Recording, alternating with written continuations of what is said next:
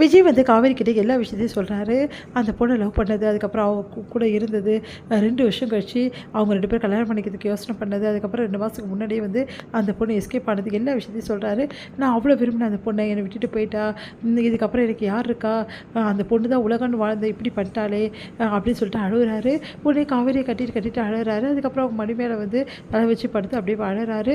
அதுக்கப்புறம் அவங்களோட தோள் மேலே வந்து அப்படியே அழைச்சிட்டு அழுகிறாரு.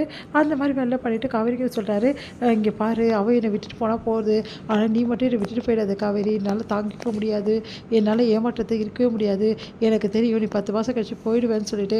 ஆனால் இருந்தாலும் காவேரி, நான் உங்ககிட்ட ஒரே ஒரு விஷயம் மட்டும் கேட்குறேன், ப்ளீஸ் காவேரி, நீ என்னை விட்டுட்டு போகாத, என்னால் தாங்க முடியாது, நான் என்ன திட்டினாலும் சரி, என்ன பேசினாலும் சரி, என் கூட இருந்துரு காவேரி, ப்ளீஸ் காவேரி, உன்னை நல்லா பார்த்துப்பேன் அப்படின்லாம் சொல்கிறாரு.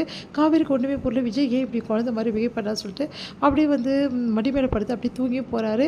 அதுக்கப்புறம் பொறுமையாக காவேரி என்ன பண்ணுறாங்க, விஜய் வந்து பெட்டு மேலே படுக்க வச்சுட்டு அப்படியே அவரே பார்த்துட்ருக்காங்க. அவர் பேசுறது என்னை விட்டு போகாதுன்னு அழுது எல்லாத்தையுமே வந்து காவேரி நினச்சி பார்த்து சந்தோஷப்படுறாங்க. விஜயை பார்த்துட்டு அப்படியே வந்து தன்னை மறந்து போகிறாங்க காவேரி. மறுநாள் இருந்தோட விஜய் வந்து ரொம்ப லேட்டாக எழுந்துக்கிறாரு. என்ன தலை இப்படி வலிக்குதே, நேற்று கொஞ்சம் நெஞ்ச குடியாக குடிச்சிங்க, அதுவும் ராவாக குடிக்கிறீங்க, நான் எவ்வளோ சொல்லி பார்த்தேன் கேட்கவே மாட்டேங்கிறேன், வெறும் பாட்டில் எடுத்து குடிச்சிங்கன்னா என்ன உடம்பு, இந்தாங்க இந்த ஜூஸை குடிங்கன்னு சொல்லிட்டு லெமன்லாம் கொடுக்குறாங்க.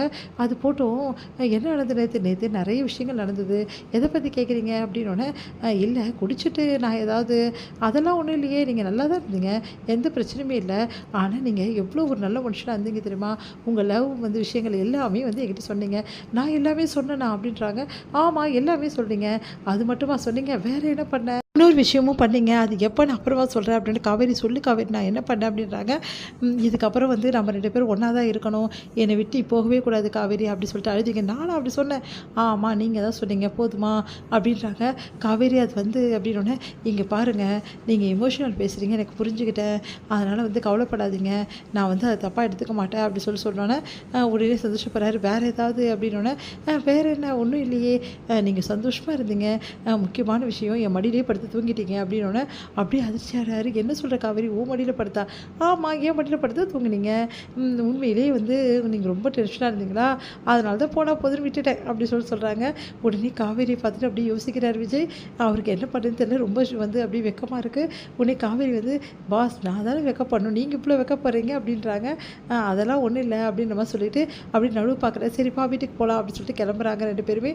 அப்போ வந்து விஜய் வந்து காவேரி வந்து ரொம்ப நேரம் வச்சக்கடுவாங்க பார்த்துட்ருக்காங்க. விஜய் ஒரு நிமிஷம் பார்த்துடுறாரு. என்ன காவேரி என்ன பார்க்குற அப்படின்னா, ஒன்றும் இல்லை, நேற்று இப்படிப்பட்ட ஒரு மனுஷனாக மாறியிருந்தீங்க, இன்றைக்கி எப்படி மறுபடியும் பழையபடி விஜயா சிறுசின்னு ஆகிட்டீங்க அப்படின்னு யோசிக்கிறேன்.